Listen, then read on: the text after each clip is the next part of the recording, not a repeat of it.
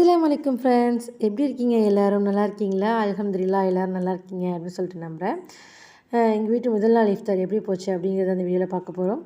முதல் நாள் இஃப்தாருக்கு என்னென்ன செஞ்சுருந்தேன் அப்படின்னு பார்த்தீங்கன்னா, நோம்பு திறக்கிறதுக்கு பேரிச்சம்பழம், அப்புறம் கீரை வந்துட்டு குருமா தூவி ஆக்கியிருந்தேன். இது வந்துட்டு போண்டாவுக்கு சைட் டிஷ் செஞ்சுருந்தேங்க. வெங்காய தக்காளி சட்னி வந்துட்டு இடித்து வச்சுருந்தேன்.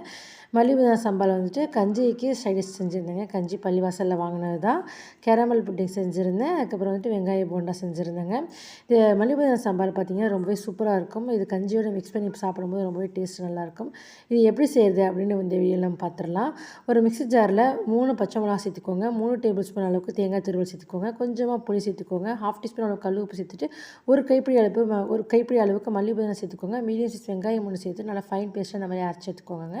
அவ்வளோதான், நம்மளோட சூப்பரான மல்லி புதினா சாம்பார் ரெடி ஆகிடுச்சு. இது இட்லி தோசைக்குமே ரொம்பவே சூப்பராக இருக்கும். இந்த சாம்பாரை கஞ்சியில் போட்டு மிக்ஸ் பண்ணி சாப்பிடும்போது டேஸ்ட்டு அவ்வளோ சூப்பராக இருக்குங்க. கண்டிப்பாக ட்ரை பண்ணி பாருங்கள்.